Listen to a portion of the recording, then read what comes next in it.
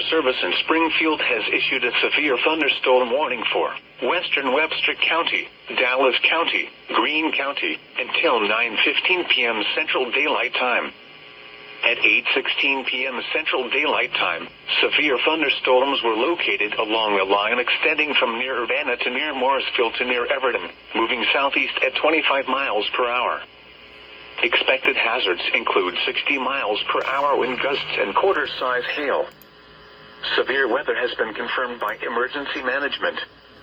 The following impacts are expected. Hail damage to vehicles is expected. Expect wind damage to roofs, siding, and trees.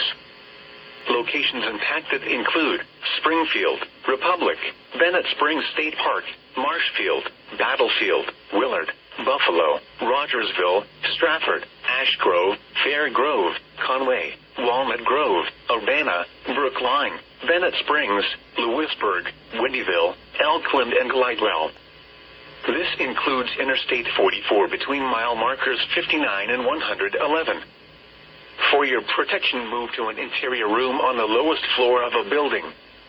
Repeating, a severe thunderstorm warning has been issued until 9:15 p.m. Central Daylight Time for the following counties: in Missouri, Dallas, Greene, and Webster.